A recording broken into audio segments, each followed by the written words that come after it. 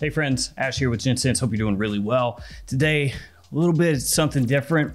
We've got a viewer's choice video. So I've got a post up on my community tab right now, and you guys have been throwing in suggestions for lists and videos and stuff like that. I had my wife go through and pick out 10. So we're gonna start with these, I guess.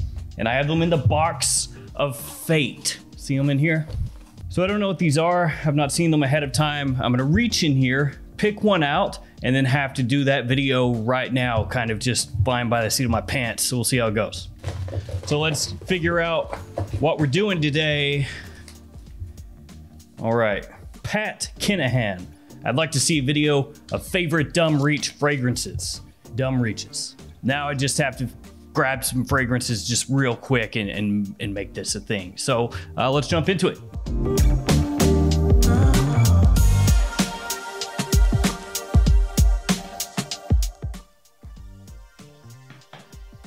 All right, I did this really fast. I put no thought into it because the whole idea with dumb reach fragrances is you just grab them, spray them, and go. Dumb reach fragrances are that kind of fragrance that has it all in the name. Dumb reach. No thought going into it whatsoever. You don't have time to look through your collection and say, well, I'm going to this event at this place at this time with these people and this temperature, and I'm going to be doing this and talking to these people.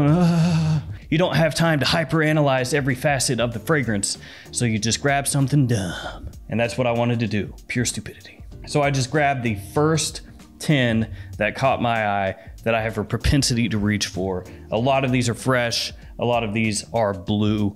Let's jump into them. Let's see. Okay, Versace pour Homme. One of my dumb reaches, has been for a really long time. This was a go-to fragrance of mine for the office for many years when it was spring and summertime. You know, it was hot outside, because you can spray this stuff on really heavily. Nobody's gonna complain. Not even those haggard old ladies that hate everything, every facet of life, that wanna make you miserable as well and complain about anything that you have on. Even those old ladies won't hate on this. They will hate on other things though, believe that. Super fresh, white florals, citrus, little bit of sweetness in there, but not too much. Similarity to Allure Homme Sport by Chanel, but I actually think this is more wearable in high heat situations because the Chanel has a little bit of a creaminess to it with the sweetness, which can make it potentially a little bit more cloying. That said, that's a great choice too. I know I just basically said that I like this one more in more situations, but you can't go wrong with the Chanel. And another positive about this is that it's typically from discounters not that expensive, all things considered. So it's a solid buy in general. You know, it's a great versatile fragrance that people love. Dumb reach to the max. Oh, also, how about some codes? Gents 8, $8 off any order over $100 at jomashop.com. They're a discounter trying to add more stuff, so yay. They shot me that code so I could shoot it to you. Save yourself $8. Is it an astronomical amount? No, but is it an amount? Yes. Next up, we got Vetiver Sensuel from Mancera. Another code, twistedlily.com, Gents10, save yourself 10% off, whole website. I say that because that's where I got this from, so Twisted Lily, Gents10. Ah, the cap! Oh, it's under control.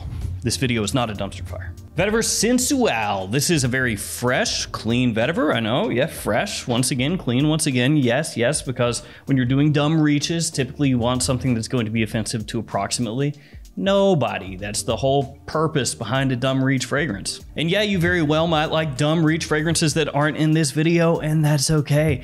It's just the understanding of what a dumb reach is. Something you can usually spray on and it's gonna work about anywhere, any place, anytime. You don't have to think about it, like I said already. So this is a vetiver fragrance, as you can tell, vetiver right there in the name, and I love vetiver scents, so I had to have one of those in here. It is not a smoky vetiver, not an overly dry, grassy vetiver. It is a very modern, sparkly take on a vetiver scent, which does give it a little more versatility potentially, because some vetiver fragrances with that bit of maturity that they have, which I don't think is a bad thing, but with that bit of maturity that they can tend to have, can turn some people away from them and have them pigeonhole vetiver fragrances into only like office formal wear situations or something. This one though, you can rock about anywhere. The citrus in the opening is quite bright. Some people might think the citrus doesn't have enough oomph to it that it leans too far onto the sparkly side of things, but I think with the composition of the scent, it works well. Next up, let's get a little iris in our lives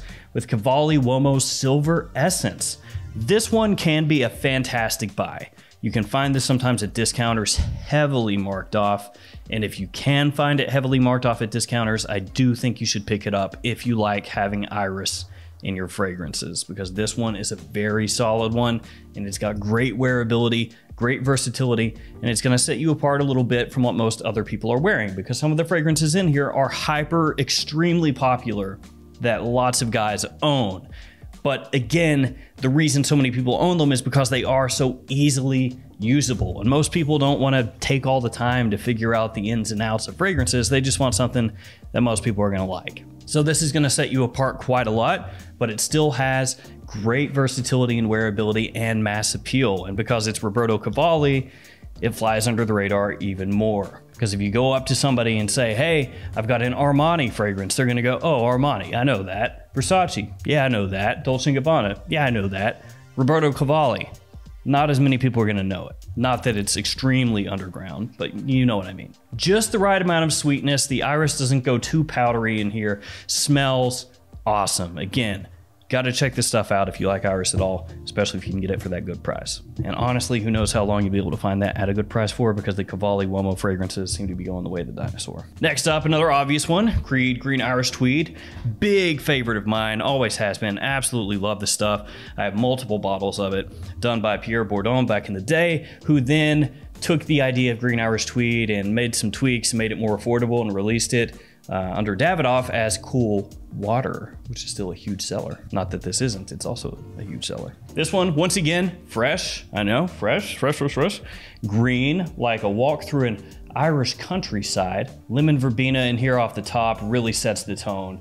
Very lively, refreshing, brisk green. I mean, it's in the name, it's the whole idea. Bits of florals as it dries down, but never overwhelmingly so. This is one of the best spring fragrances ever made. But of course, the versatility goes past just that one season. Well, I've got more blue fragrances here. Might as well tackle one of them. Acqua di Gio Profondo. Big Acqua di Gio fanboy. Always have been, always will be. It is what it is. If you hate Acqua di Gio, you hate Acqua di Gio, but you can't deny how many people have fallen in love with that fragrance and how many good memories have been made by the millions of people wearing it over the years. So the original Acqua di Gio, that was my go-to, but of course over time and over many bottles of wearings, it gets a little bit boring. It's like eating at the same place every single day.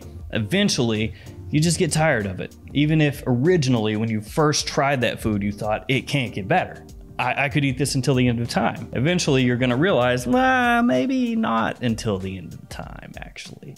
Kind of like your favorite song that you play so many times that you no longer want to hear it ever again. Sometimes you can overdo it. I did that with the original Acqua di Gio, but still so many good memories with it. I'll always love it. Enter Acqua di Gio Profondo, which takes the original DNA and tweaks it and changes it and modernizes it just enough to where I can look at it again and say, yeah, that's looking good again.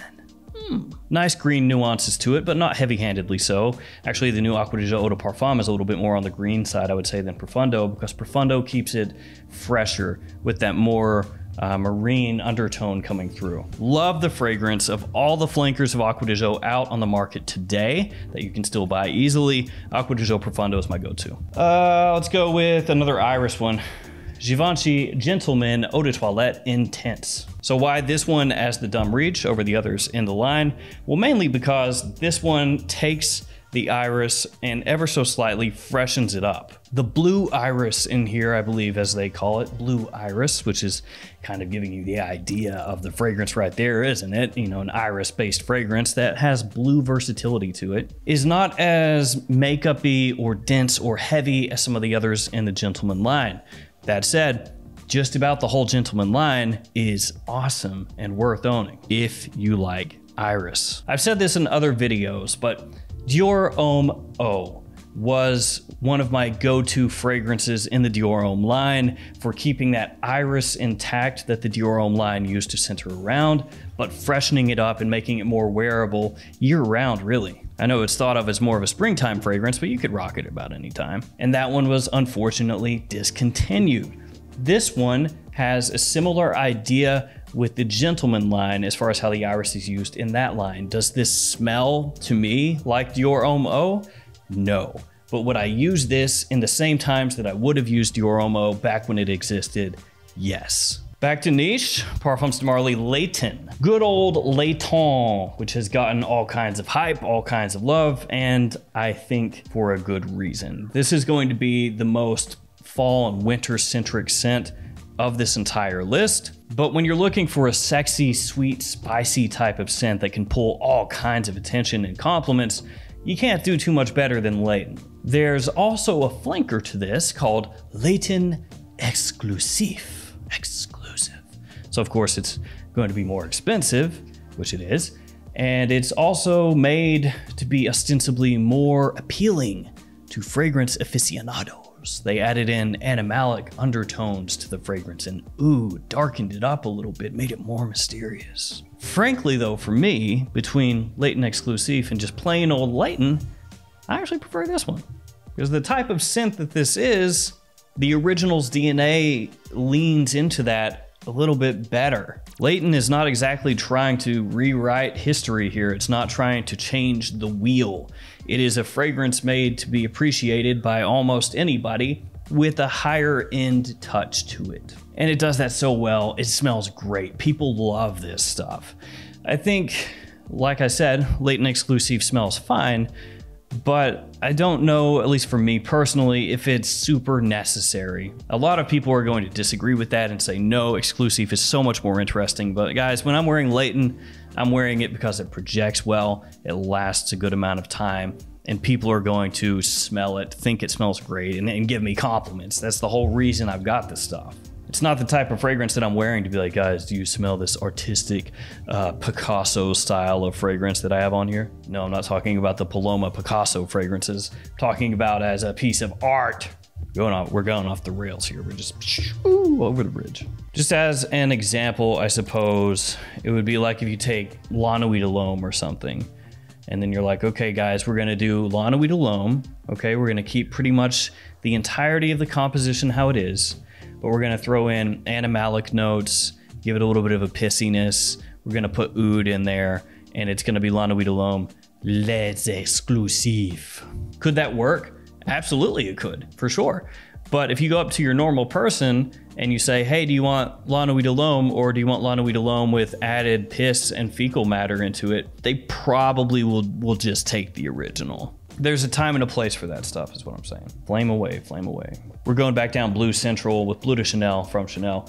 This is the Eau de Toilette, obviously the first one that I got from the line because the others didn't exist yet. And I've always had a little bit of a propensity to lean toward Bleu de Chanel Eau de Toilette just because it is the fragrance that I associate most with the line. Nowadays, Bleu de Chanel Eau de Parfum will typically outsell the Eau de Toilette. And I would say most people would say that the Eau de Parfum is a superior fragrance on the whole. But where I bought this one first, and it's just kind of Bleu de Chanel to me, like in its purest form, a lot of times I just grab this one if I'm gonna wear it. A little bit fresher than Bleu de Chanel Eau de Parfum, which you would expect. Bleu de Chanel Eau de Parfum, a little bit deeper, richer, smoother, and that's why a lot of people go for that one. This one is a little bit maybe more youthful smelling. Lovely fragrance. I think that it's so classy. Pretty much anybody can wear this. Younger guys, middle-aged guys, older guys. It's that type of scent that just doesn't pigeonhole itself into any one occasion or any one type of person that could pull it off.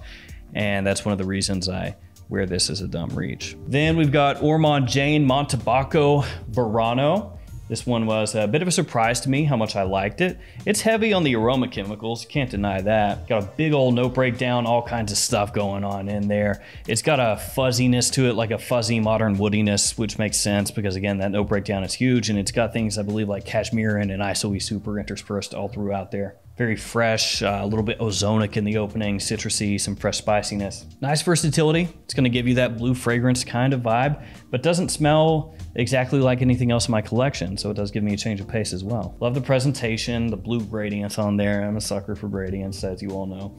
This was a limited edition, I believe, when it first came out. Sold out pretty quick, actually, and then I believe they brought it back. They said, you know, screw all that limited edition stuff. People are buying this and they like it.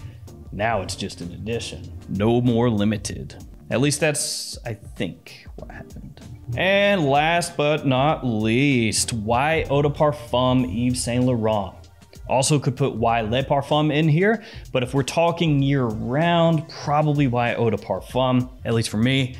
During the summer though, Y Eau de Parfum is a bit heavy, sweet, potentially cloying when it's really hot out. So if you were to wear this in summer, you know, go pretty light on the trigger, I'd say. Because that apple and bergamot is actually not as fresh as you might expect when it's hot out. It can be a little bit dense, you know, syrupy sweet.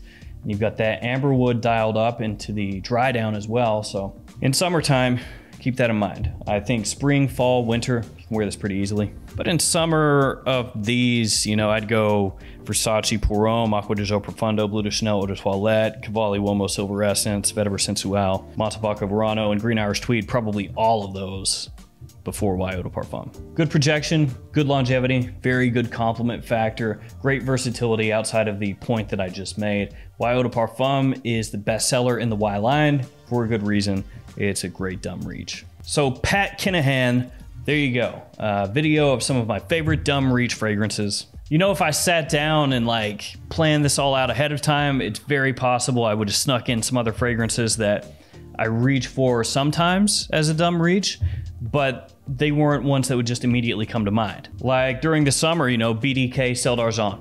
Think this smells very nice, but this isn't the first thing that would pop into my mind when I think dumb reach. These are. So maybe you'll do another one of these with like dumb reaches that I don't reach for as often. I don't know, that's stretching. All right guys, remember to post on the community tab. You'll probably have to scroll down to find it, but you can leave your suggestions on there. There are more for us to go through here in the near future.